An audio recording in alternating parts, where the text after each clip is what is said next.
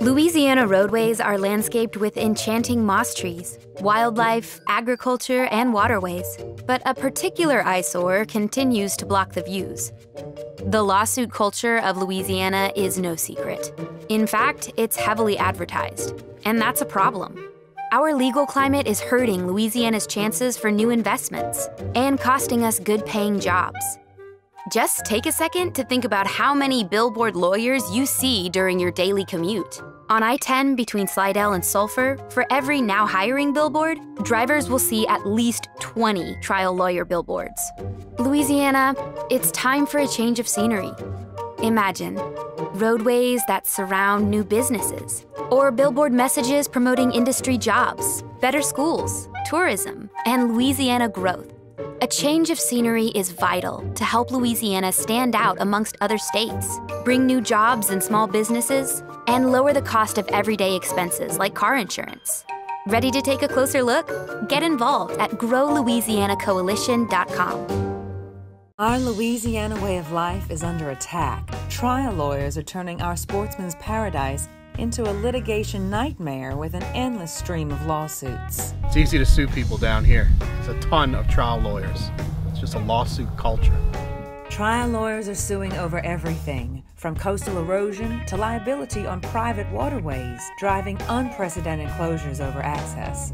What's happening is landowners are really feeling the squeeze. They're cutting off access. They don't want to go to court. That squeeze recently caught up to one of the biggest sportsmen's events in Louisiana. Last year, the famous Bassmaster Tournament announced they would no longer operate in Louisiana waters. Big loss for our state. We don't need these trial lawyers ruining sportsman's paradise and clogging up the legal system.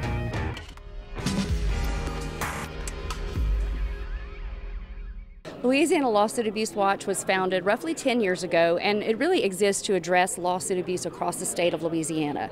A lot of times people really don't think the impact that, that lawsuit abuse has on individual families, but what we found from a recent study is that every family in Louisiana is paying about $4,000 in tort costs, and that's really unacceptable. So we want to shine a light on what's happening and how it's impacting our families and our businesses and our economic development climate. How does that $4,000 break out? What is that money for? Well, I mean, it could be in any number of ways, but just to know that, I mean, if you think about it, I want to say that I've even heard that it's maybe twice a typical tax return. So, I mean, that's a pretty significant amount of money every year for any family in Louisiana, and especially when you consider where we are. We're not one of the wealthiest states in the country by any means, and so it really does take a big, big toll on our working families. Why should we care? If you're not a lawyer in some cubicle punching paper right now, why should you care? It's absolutely the question we trip over every single day. And we're going to talk about that on the panel a little bit coming up, but I'll give you one other perspective on the question you had. The template that's used on the coastal lawsuits today. A number of attorneys see big dollars in going after an industry that operated under permit for decades, regulated by the state and feds for decades, complied with those permits and regulations for decades. But now they want to go back and say, too bad. Who cares if you had a permit? We want you to pay up, and we don't want to be obligated to use any of that money for cleanup or anything. We want to be able to put it in the pocket. That's the template being used today. I guess my question is, when they're done with this industry, who do you think they feed on next?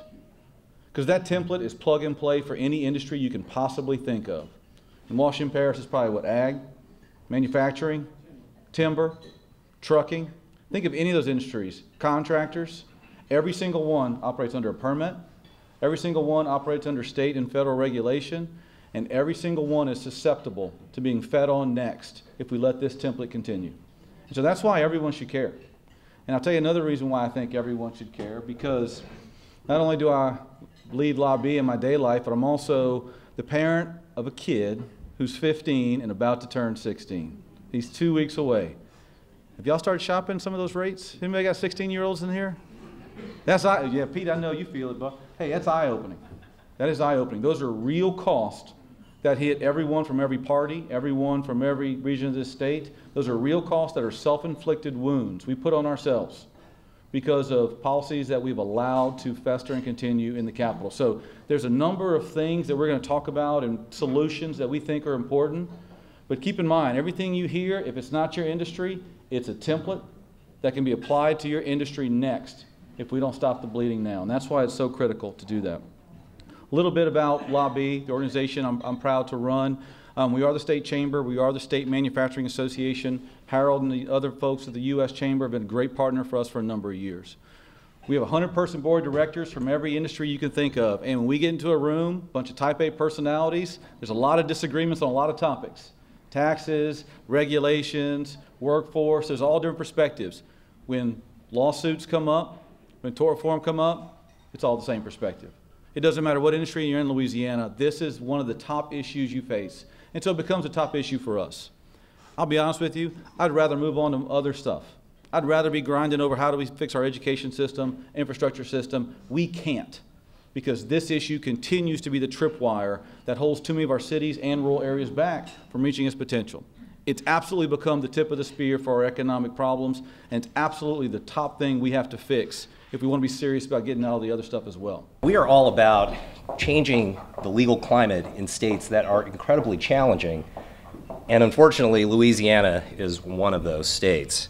And so I figured as part of this presentation I'd talk a little bit about your legal climate juxtaposed to your state motto, which is a great motto: union, justice, and confidence. And I think based on historical perspective, this was a motto that was established after the Civil War. And it's the framework by which I want to give you some sobering information about your legal system, especially from the perspective of the national business community that creates jobs here in the state, that invests here, small businesses, mid-sized businesses. I always like to preface my remarks by saying I love this state. I mean, Jim and Chuck see me here all the time as well, and it does help to have Mardi Gras and Jazz Fest and all of these great events. So I really cut my teeth here, and I've grown considerably as an outsider trying to enjoy all the spoils of Louisiana. But let's talk about the union. The state of Louisiana has an enormous amount of lawyers. In fact, as I flew in from Baton Rouge last night, just driving to the hotel, this guy Gordon McKernan keeps popping up. Now, I travel throughout the country. I see billboards in Florida, I see it in Vegas, I see it in California, but the concentration of the billboard ads here in the state of Louisiana tells you something. It tells you that there is a huge business enterprise that is driving an enormous amount of litigation all throughout the various parishes in the state. And in fact, the lawyers have a union, almost an unholy alliance, with certain elected officials and the judges. And I think the perspective of the influence of certain trial lawyers with elected officials, with those who serve on the bench, is a pretty well-known fact. So that union is something that I think is problematic. Now in Louisiana, this is a state that has the 9th most lawyers in the entire US. If you break it down, per capita, there are 41 lawyers per every 10,000 citizens in this state. In the Southeast, you guys have the most amount of lawyers, and it outpaces places like Florida, Georgia, Texas, and in terms of your population, you're 25th in the country in terms of population. So that's got to make you think, why are there so many lawyers in this state?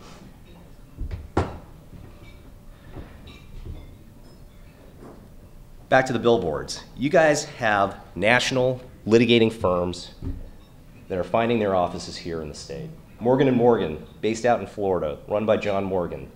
He was thinking of running for governor in Florida many, many years ago, but he is a very active trial lawyer politically who is establishing a benchmark and a fortress throughout the Southeast. They are a national firm. They're into everything. Asbestos litigation, class action litigation. You see the ads on TV. If you go to Georgia, you're going to see Morgan & Morgan for the people emblazoned on buses, on top of taxi cabs. They're completely saturating the radio networks in Florida, and they're here. And you've got Barron & Budd, Texas-based firm, made billions off of asbestos litigation. They're in Louisiana. But then, of course, you have other firms that are very, very persuasive and ubiquitous, if you will, throughout the state of Louisiana. And what does this mean? What kind of impact does this have on everyday citizens? Well, first, last year we launched through our Faces of Lawsuit Abuse platform a story about what a litigious environment means for everyday Louisianans. And I want to share this video with you. I'm told it's going to have to project from this projector, so hopefully this works and it can get cranked up. But this gives you a flavor of what a litigious environment means for everyday routine things for a state that's known as being a sportsman's paradise. Our Louisiana way of life is under attack. Trial lawyers are turning our sportsman's paradise into a litigation nightmare with an endless stream of lawsuits. It's easy to sue people down here. There's a ton of trial lawyers. It's just a lawsuit culture. Trial lawyers are suing over everything, from coastal erosion to liability on private waterways, driving unprecedented closures over access. What's happening is landowners are really feeling the squeeze. They're cutting off access. They don't want to go to court. That squeeze recently caught up to one of the biggest sportsmen's events in Louisiana. Last year, the famous Bassmaster Tournament announced they would no longer operate in Louisiana waters. Big loss for our state. We don't need these trial lawyers ruining sportsmen's paradise and clogging up the legal system.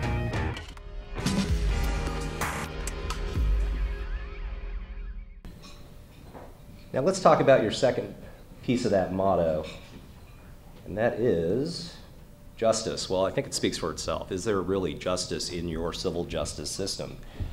You've got very interesting rules about venue, which is where do you sue? It's very elastic, right? You have appellate courts that are tacking on more damages that a jury decides at the trial court level. That's pretty unprecedented. And that happened last year. That's shocking. You know, the trier of fact who makes a determination, you get a verdict, and then the appellate court, they basically say, you know, we probably need them to pay more. That really questions the fundamental aspects of justice in a state where you're not going to have certainty. And I think that that is something that has really captured the attention of the business community.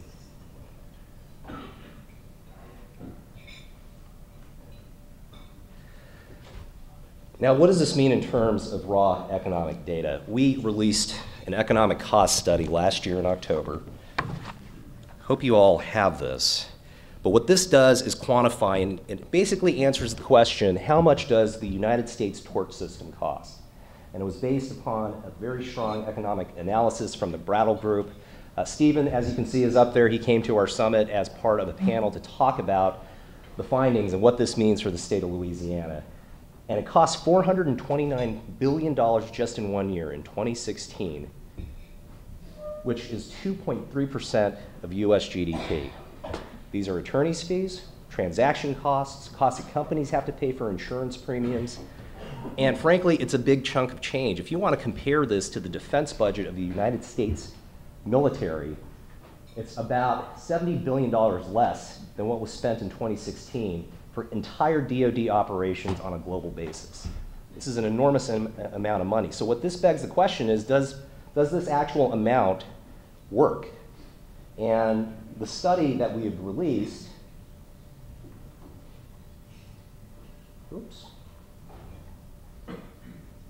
the study we released basically showed that 57 cents on the dollar went to plaintiff compensation, while the remaining amount went to transaction costs. That's not a very efficient system.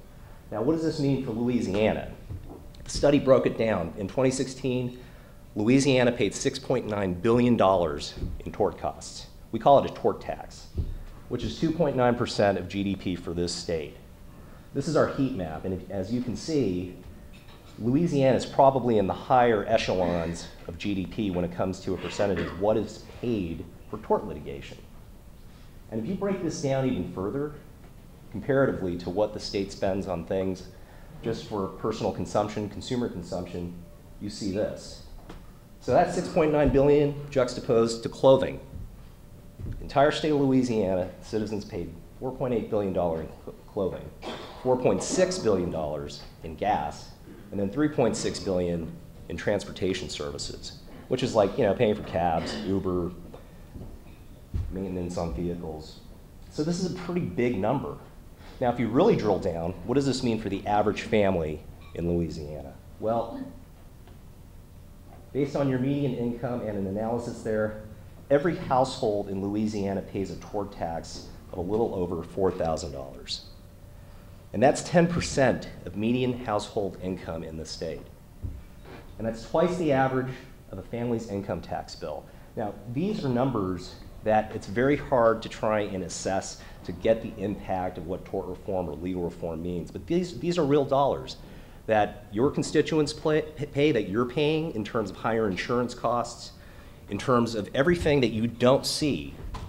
And it's now quantified in something that I think that policymakers in the state should really pay attention to. And it's one of the highest per household figure throughout the country compared to other states like California or New York or Florida. It's certainly one of the highest throughout the entire Southeast.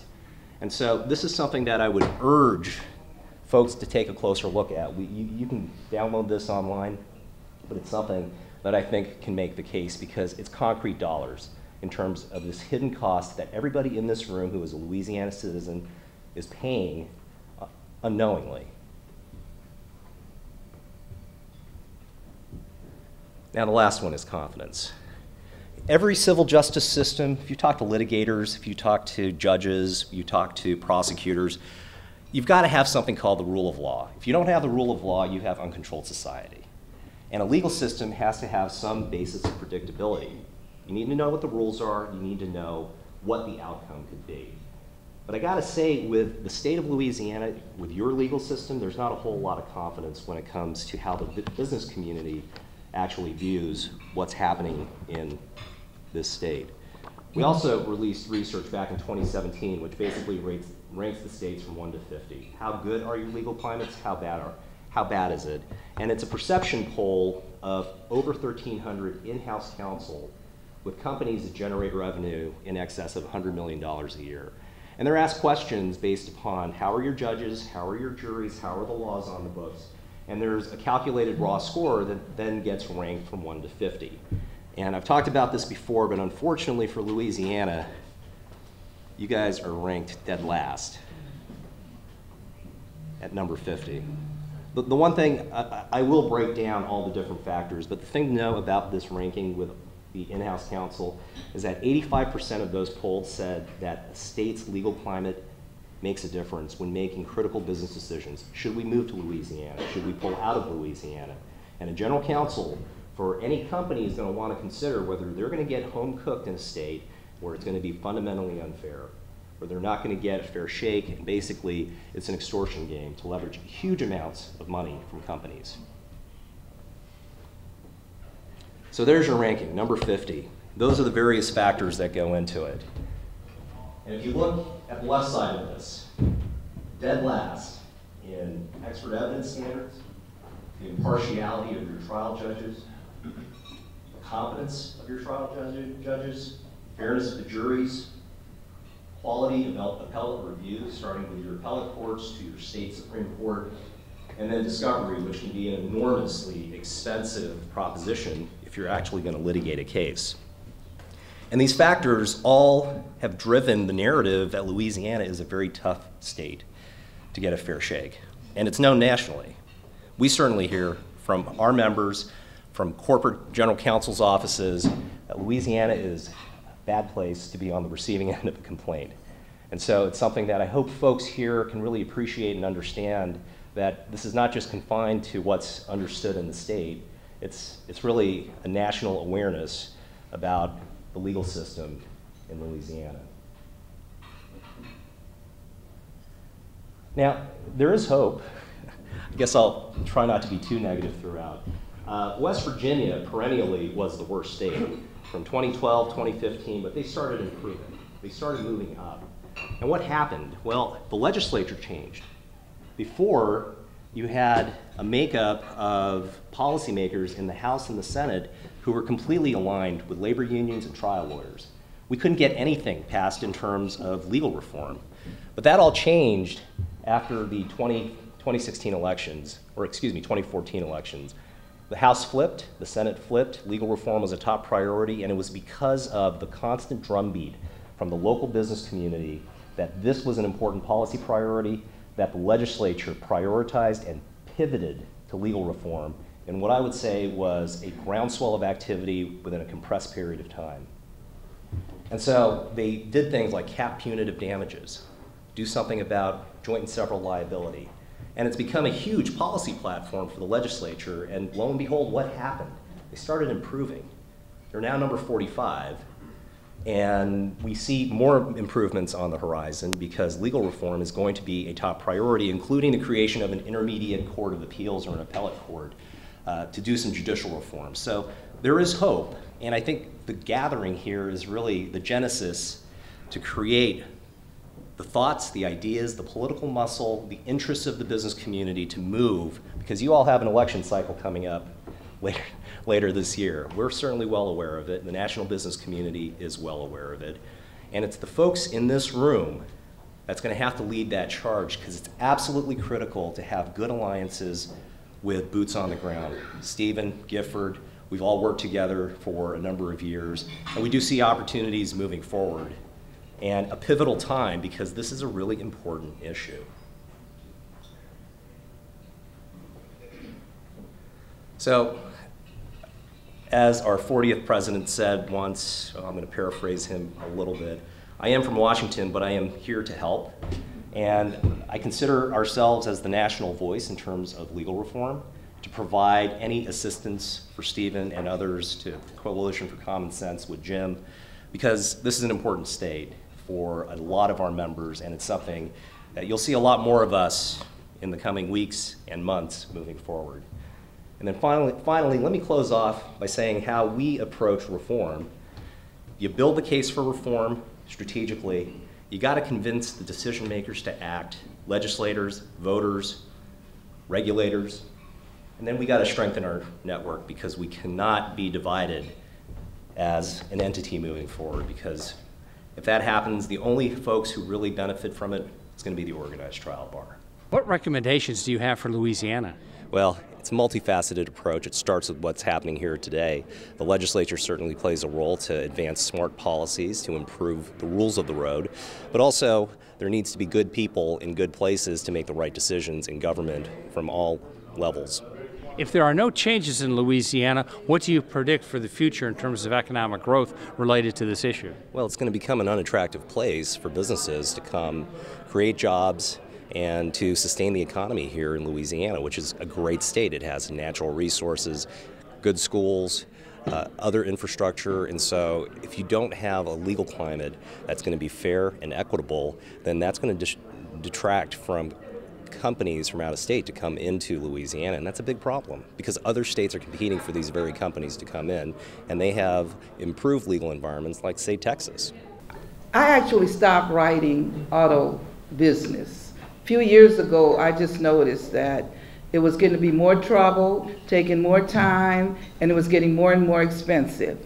As I started noticing this and telling my staff that somebody almost had to get down on their hands and knees and beg us to even give an auto quote, I noticed that it was really affecting my clients. My clients, I'll give you some examples. We had a guy, he had like 20 school buses, independent school drivers, and he's down to like 2 now. In fact, a couple parked on the side of my business because he's trying to actually sell off, go into another business all the way. My friend Shannon, who's in Baton Rouge area, she's got even more. A lot of her business is these independent bus drivers. We used to have at least about 10 non-emergency medical guys with 1 or 2 vehicles. I don't know if we have 1 left. I'm not even sure what they're doing. We had clinics, mobile clinics for our health care. We work with health clinics in the city, in the surrounding areas. They had to go to the city and ask to be included in the city umbrella because they could no longer buy affordable insurance. My small contractors, some of them are actually have started, put a satellite business in Mississippi, and they run their trucking business, part of their business, where they do hauling or whatever the small truckers that they did, they do it out of Mississippi. And because of that now, they're looking to work further toward the east. Like they're doing work that they didn't even think about doing, Alabama and Florida. So they're thinking about moving the rest of their small contracting business that's still in the New Orleans area. They're going to be moving the whole family and the whole shebang to Mississippi right now. That's just a few examples. It's like a migration that we did not anticipate.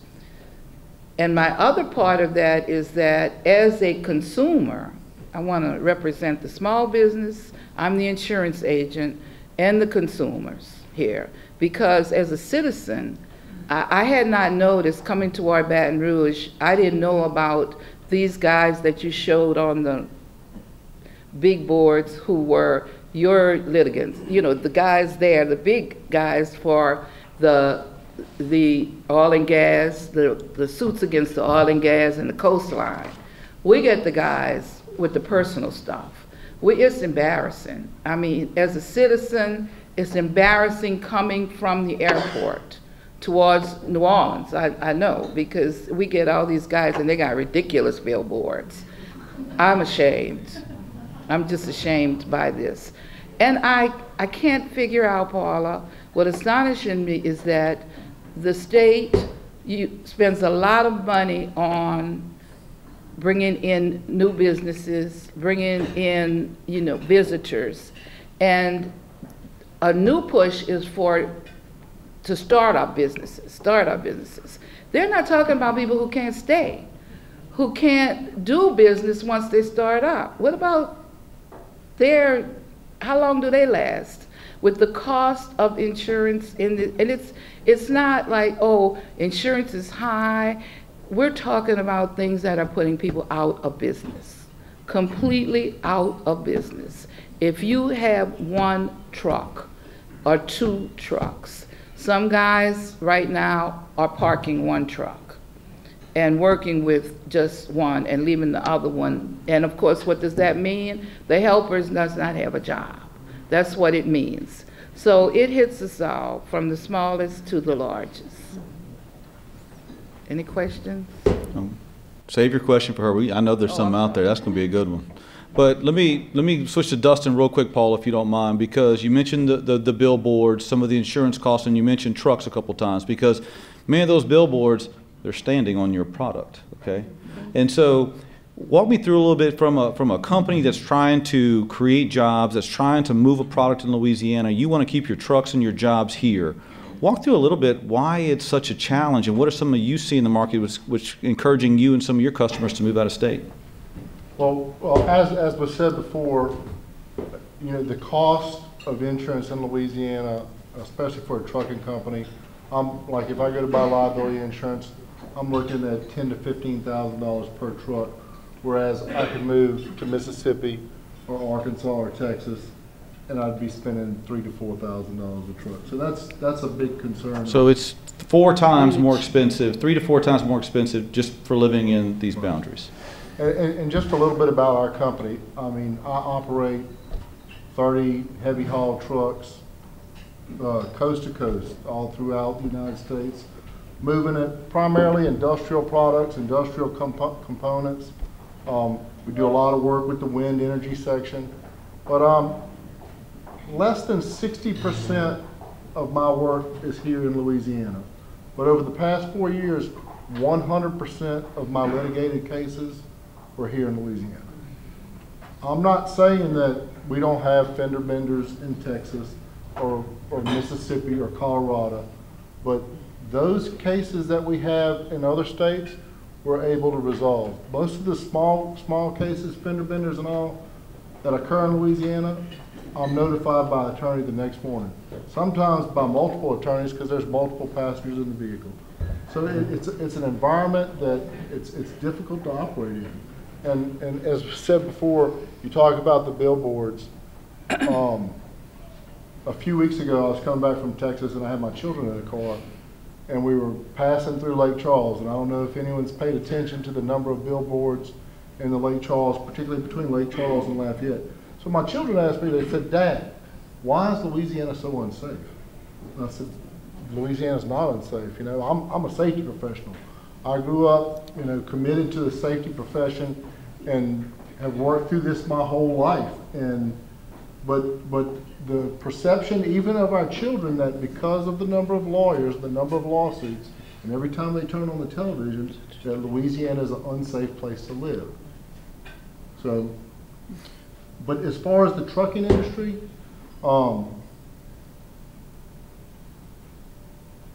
it's getting to the point where it makes more sense to move our businesses out of Louisiana just to stay competitive. I can save a lot more money on insurance. It's difficult enough to attract drivers to our industry because drivers are a dying breed and it's really difficult to find drivers in general. But they don't want to deal with the litigious aspect because when an accident occurs, we have all that to deal with. Have you seen writers of commercial insurance? Have you seen the number of options you have to get bids go down over the years? Well, yes. I mean, recently we went through renewal and we're looking at 2 to 3 insurers giving us quotes. And if you were in another state, how many options would you have to go explore? I don't know. I know that 10 years ago, that number would have been 5 or 6, but it's getting to the point where it's too risky to write policies here in Louisiana. And we're hearing that from multiple industries. No matter what you are hauling, we're hearing that on the trucking side. So, and to describe the type of ridiculous litigation that I've seen, and this is a true story. I had a truck driving up in North Louisiana. It was an oversized load, hauling a paving machine for a contractor. We had flags sticking off the sides of the load because it was an oversized load. Allegedly, this vehicle passed us and the driver's side mirror struck one of the flags sticking on the side of the road. This vehicle followed my driver and 25 miles later pulled my driver over. The police officer was called. The police officer even made a comment that this is ridiculous because it didn't even break the flag on sticking out the side of your truck. This is a wooden flag. So, you know, we investigated, we wrote a report. 11 and a half months later, I get a lawsuit for soft tissue injuries to lower back and neck for the passenger in the vehicle. A couple days after I get a notice of the lawsuit, I get a $50,000 demand because here we are at the jury threshold. They know they're in a litigious area of Louisiana. They're going to go for the $50,000 demand. Talk to my insurer, and they're like, you know, this is a bad venue. Why don't we go ahead and settle for $20,000? I said, how was he injured? He was a passenger in a vehicle that had a mirror knocked off. You know, there's no mechanism of injury whatsoever, but this attorney looks at an opportunity to take advantage of a trucking claim and an unfair venue, and that's kind of how our insurers view it. You know, this bodily injury claim, it really is the thing that stands out when you look at some of the data on this. When you compare Louisiana claims versus other state claims, number of accidents, roughly the same, number of safety hazards, number the same. You get to bodily injury, and it's off the charts that Louisiana is much higher for exactly like this. So either we genetically have flawed skin in Louisiana, or there's a market that's easy to take advantage of, and I think we know the answer to that, and we hear that a number of times. And again, that cost doesn't just impact people like this. It is every driver, every customer, everyone using those products, everyone with a 16-year-old kid like myself trips over the same cost that comes up time and time again. Paula, if we could, some of these issues, you know, we've heard about in the legislature. Before we get there, also because of your time in the insurance commissioner's office, walk through a little bit from your perspective in your prior life in that office. What is this connectivity between a litigious environment and rates? How real is it? How loose is it? Walk through some of that if you don't mind.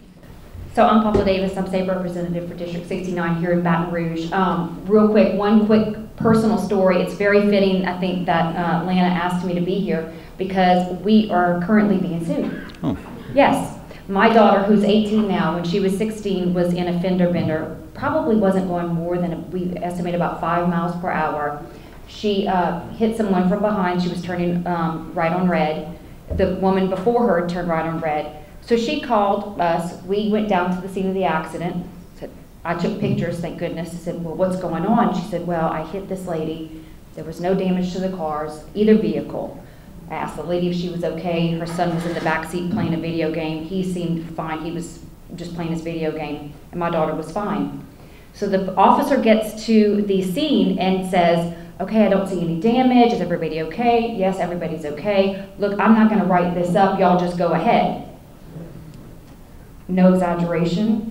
The woman gets on the phone with her lawyer and hands the phone to the officer. And so the officer talked to the lawyer and then hung up and said, okay, now I've got to write this up. And now we're being sued. Oh. Yeah. But the good news is that, and so my 18-year-old daughter, one of the first things she's going to have to go through as her first, adult experience as an adult is a deposition in May. She is at Auburn, no booze. Thank you. We can boo for the Rams, but not Auburn. So my daughter's at Auburn right now, and one thing is she's now claiming residency in Alabama, and we were able to move her insurance to the state of Alabama, and my insurance has decreased by half. Oh. Yeah, for auto insurance. So, John Walters, you may want to consider that. Your daughter's at Alabama. Don't encourage them. But in 2002, and in the late 90s and 2002, I was at the Department of Insurance, and for 4 of those years, I was Deputy Commissioner of Insurance over property and casualty. And during that time, we had a crisis in the homeowners market. We had no, and Chuck McMains knows this because he worked with us to develop the Citizens Property Insurance Corporation. We had a crisis in the homeowners market. No one was writing. No one wanted to come here and write policies. So the Commissioner Woodley, and I went on our road show, and that was to entice not only homeowners companies but also auto insurance companies, commercial and personal, to come back to Louisiana to write policies. So we traveled the country. This was before Katrina, right before Katrina hit. We probably visited 10 CEOs and their staffs of insurance companies.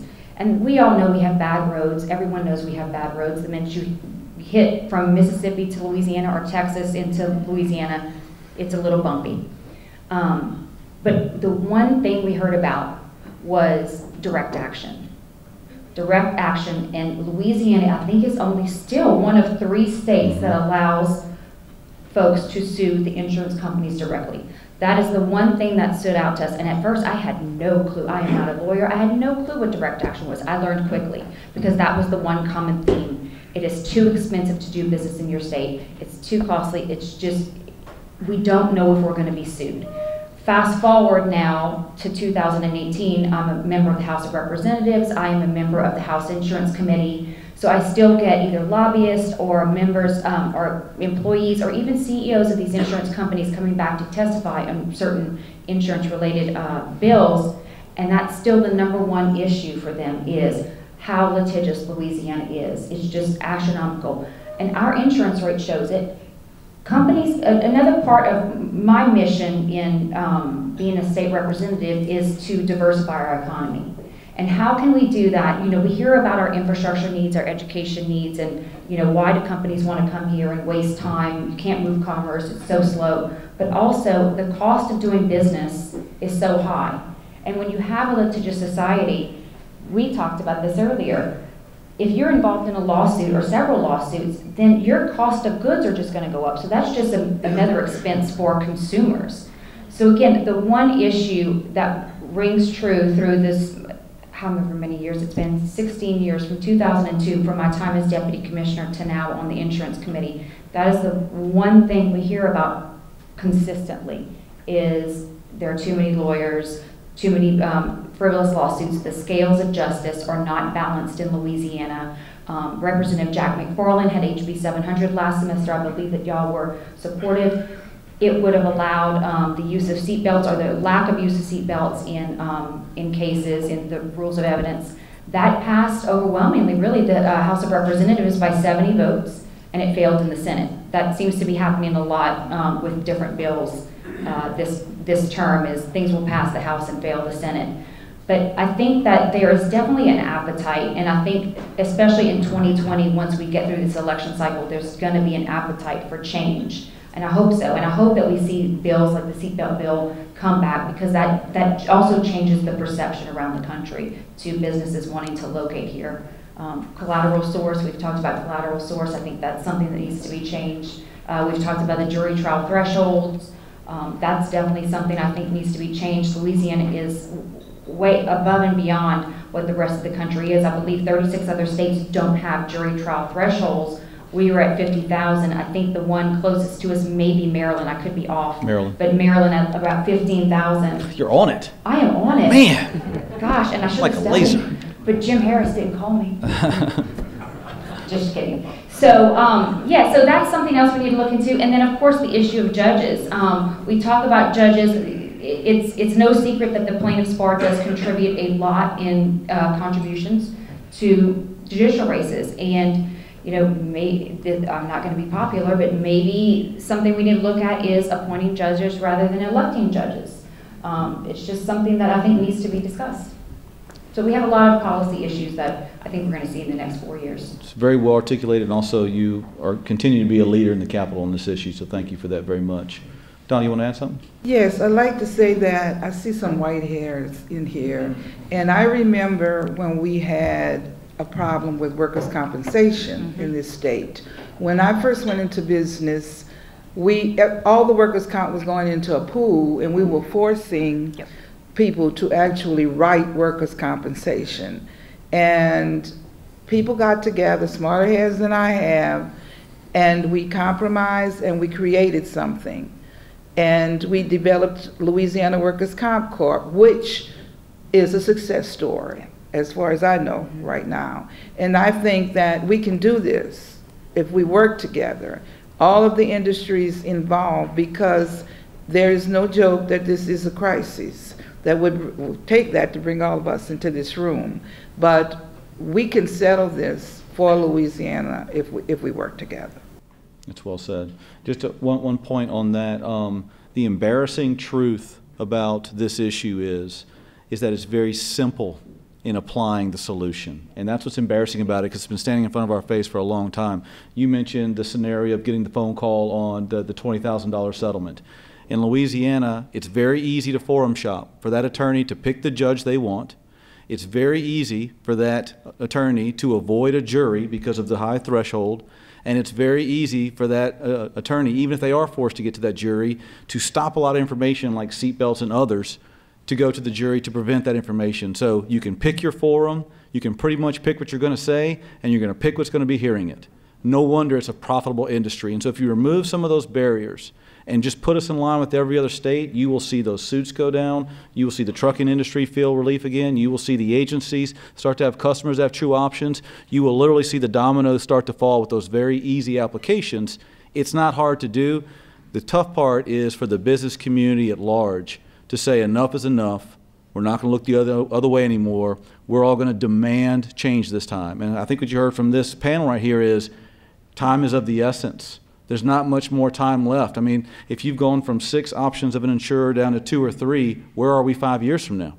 If she's seeing her companies go to Mississippi, of all places, that's worse than being a Rams fan, Harold. Going to Mississippi to get relief, how long is she going to have a business to provide those customers? These are real-world issues that are coming to a head. And so I don't know if there's any closing thoughts the panel wants to have. I know we're getting tight on time, and I need to bring Lana up pretty soon. Oil and gas does suffer from this poor legal climate. Unfortunately, it's one of the biggest sufferers of this poor legal climate here in the state. And so, you know, one of the talking points that we always find as an argument against the poor legal climate is that the resources are here. And so they have to come here. Well, there are 2 terms that I typically use, upstream and downstream. So LaMoga runs the full gamut of oil and gas representation. Upstream being those that explore and produce minerals, whether it's in the Gulf of Mexico, here on Louisiana shores, and then downstream. And that can include everything from the pipelines that move the product all the way down to the actual refineries that are making the fuel, diesel, other products. And so I really put those are 2 different sectors of the industry. And so, unfortunately, both of them do suffer from the poor legal climate. And that talking point that comes with, well, the resources are here. So from an upstream perspective, yes, the resources are here in Louisiana, but they are in a lot of other places. And one of the most recent things, since we are here at LSU, the Center for Energy Studies just put out an outlook, right? So what it looks like next year. And you can go look at it, and they did a prediction of what the production would be like here in the state of Louisiana and compared it to Texas. They were right on their mark with Texas. Production is going and blowing. I mean, it's really great. In Louisiana, you look at that same production level, nowhere near their predictions, right? So they sit there and they can provide other examples in which they say that it's affecting it, but it also could be part of the legal climate, right? There is a competition to explore and produce, and when it's more expensive, like it is currently here in the state, they do not explore and produce here in the state. From a downstream perspective, we have a wonderful resource here in Louisiana, the Mississippi River. It provides a great transportation mechanism to take product, export it. We are involved in the national conversation in the entire world when it comes to LNG, gasoline, diesel, all of these different things. I will tell you that all of that production that's going on in Texas and Louisiana actually has, Texas and southeast New Mexico has to go past Texas to come to Louisiana. Right? So when you talk about an economic climate, you want those things to be better than, right? Not the same or not as good as. You have to drive and make sure that that product comes across that line here to the Mississippi River to export it. They can go to Beaumont, they can go to those other places. And then one other thing from an anecdote I'd like to share. So before going to law school, and Mr. Kim just mentioned the legal climate in West Virginia. So before I went to law school, I actually worked on campaigns, including a campaign in West Virginia, which has a lot of representation of coal and steel. And one of the comments that I hear is that they have to come here. I can tell you, I've seen it. I've seen 4 square miles of shut down factories that they no longer use. They do it.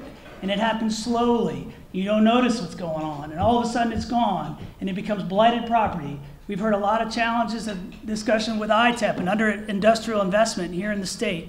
Well, I can tell you that they will slowly move those things to other parts, and it's important that we make this economic climate one that they want to invest here.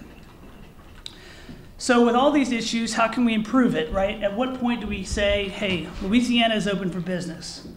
I'd like to basically focus on one key issue is transparency. We're not asking for things that go beyond anything except transparency and sunshine laws, especially when it comes to contingency fee contracts. In 2014, the legislature passed a bill that extended ethics laws to outside counsel. What that did is it basically capped the hourly rate that which an attorney could work for outside for the government. No longer could you just have these contingency fee contracts with no limits to spending, and there was an incentive to actually pursue things beyond just what the normal government would deal with. Well, when they passed that bill, it did not apply all the way down to the local level. And so what you ended up having is you had lawyers going to, and I don't want to judge all lawyers, being one myself, but you did have individuals that would go to the local governments in order to file lawsuits on behalf of that parish government against oil and gas companies under permitted activities of the Coastal Zone Management Act. It is one small paragraph in a very long federal law that allows them to do this. In 2013, which was before the filing of this legislation, you ended up having Plaquemine and Jefferson Parish file those lawsuits. So we're looking now at almost 4 years since then, and they're still waiting to go to trial. I can tell you yesterday, the governor announced Go Mesa money that is actually going to the implementation and execution of projects, right? Actual coastal restoration, not trial, right? Those are the kind of things we want to work on. Those are the kind of things that we want to be part of, right? Where you're actually building up the community in the working coast that we are so proud of. So after that, then we went into, they filed a lawsuit in Cameron, and then Vermilion, and then St. Bernard, and lastly St. John, which barely has any exploration and production in that parish. And it's a real shame that that's what's going on here in the state. I'm very proud to be here in Louisiana, and it's really a shame that we're ranked so lowly in a place that we could be so much higher and could deal with problems like Texas deals with, where the property taxes are too high because it's booming too much, right? So those are the things that we look at is, how can we have more transparency at the local level? How can we have more transparency and transparency and not have these contingency fee contracts? It would make a big difference in the long run for the economic growth of our state. And so with that, I'm going to turn it over to Gifford and let him talk a little bit about sort of how we're identifying those policies and looking to work going forward. Thank you all for coming today. The fight of tort reform and lawsuit reform and lawsuit abuse sometimes can feel a little bit lonely when you've been doing it as long as Loga and our industry has, and seeing so many like-minded people coming together. Maybe we're finally reaching the point of some of the momentum. But I especially want to acknowledge our legislators that are here. Could y'all stand up real quick? Paula Davis, Clay Scheck-Snyder, Tony Bacala, Rick Edmonds, and Edmund Jordan. Thank you all for taking time out of your schedule today. I think that's about 5 or 6 of you, which means we have about 137 more to go. So hopefully there's others that are supportive that just couldn't make it. This morning on the radio, the governor was talking to KPEL and talking about the coastal lawsuits, and once again turned to the easy story that the reason that we don't have investment in South Louisiana is because of prices. Although that may be a very small factor, it doesn't deter exploration and production everywhere else. The reality is, and I think everyone in this room acknowledges that until we have an executive branch and a legislative branch that is interested in doing the tort reform that we all think is so necessary, it's not going to happen. And 2019 is, in my opinion, the most important year for the oil and gas industry and for the state of Louisiana that we've had maybe in our history. We have historic legislative turnover that's going to be happening because of term limits, and we've got a governor's race going on and potentially a Supreme Court justice depending on how Greg Guidry's nomination goes. We are going to be putting together, and I've worked with a lot of people in this room, and we have put together and are going to be moving forward with a nonprofit education initiative called the Spirit of Louisiana.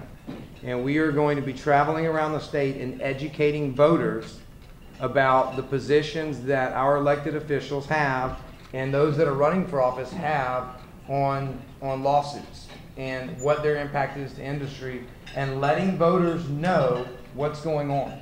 Because the voters don't really get it. They understand when they drive down, they look at all the billboards, that impacts their insurance rates and their car insurance rates, but they don't know the level and to degree that it is impacting businesses, costing opportunities, and driving our families and friends to jobs in other states. And we're going to be working everyone in this room and anybody that's interested in participating in that education initiative. So I will be reaching out to everyone to talk about how you can participate.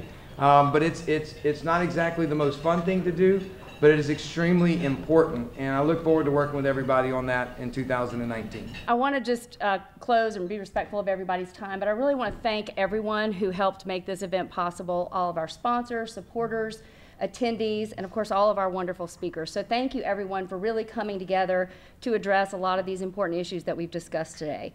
And I think the theme that's clear today is that these issues they're not just over here impacting somebody, some entity or some individual. These issues really are impacting everybody. We're all paying, I think Harold, you called it a hidden litigation tax. And that really is passed down to businesses, and then those costs are passed on to individuals, to families. I mean, when you think about the fact that we're paying $4,000 a year in these costs per family, per Louisiana household, that's really unacceptable. So it's great to see so many people in the room here today excited about coming together and trying to change that. We talked a lot about the legislative turnover that's happening. That makes it more critical than ever for us to have these kinds of conversations and for us to really work together to try to make some change. So again, just so glad to have everybody here today. Well, there are many opportunities to enact change. Certainly at the legislature, there's an opportunity to pass legislation that addresses some of the effects of lawsuit abuse in Louisiana. And also we have an election coming up here. We have a very significant election with an historic turnover in the legislature, and we really want to see lawsuit abuse and tort reform addressed as a really significant campaign issue this year. We're talking about the need to do a number of things in the civil justice reform area. Perhaps maybe look at how they advertise, make sure it's truthful advertising.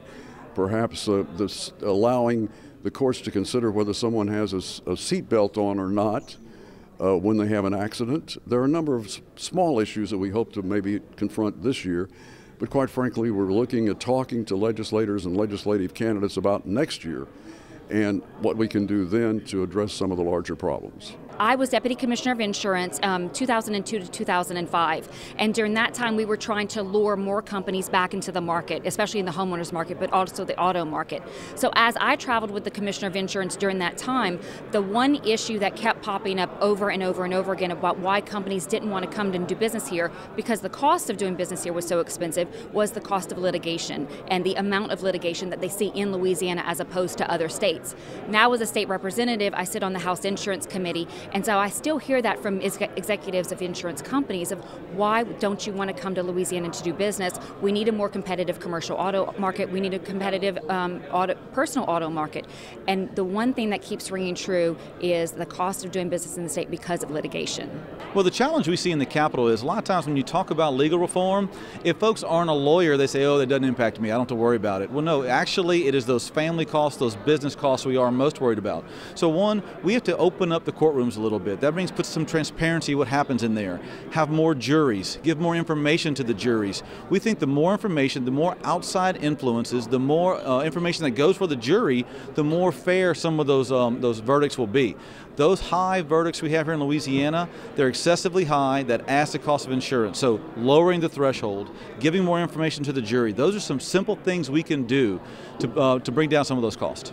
I think right now, from my perspective and from the perspective of sitting on the insurance committee, I think the scales of justice are a little unbalanced, and so we maybe need to balance that a little bit. I think there is some appetite in the legislature to rectify that. I know Jack McFarland out of Winsboro had a bill last year regarding seatbelt use and admitting that into the rules of evidence. So there are some things that we can do. The problem is getting it through the legislature and getting enough votes to get it through. So there are some things we could do. I think, again, the scales of justice need to be balanced a little better. Our industry has two main issues, and they are a workforce shortage and an insurance crisis, and the two are very closely related. So as you know, you travel along the state highways in Louisiana, and our industry is publicly demonized on billboards across this state. And that does two really negative things for us. It drives up frivolous lawsuits. It also creates a negative image about our industry, which does not make people drive safer around trucks, and it also doesn't make people want to come work in our industry. So we're under attack in the state of Louisiana, and something's got to give because we are in crisis with our insurance rates. What would you like to see happen? I think that a number of different things. It's a multifaceted approach, but I'll say this. Society needs plaintiffs' attorneys and defense attorneys, but the playing ground's got to be here. Right now it's like this. The plaintiffs' attorneys cannot have the upper hand in court. We've got to get the law to where the two have an even fight when they go in to defend themselves. How can people get more information? They can visit our website at llaw.org, follow us on Facebook and Twitter at Reform Louisiana.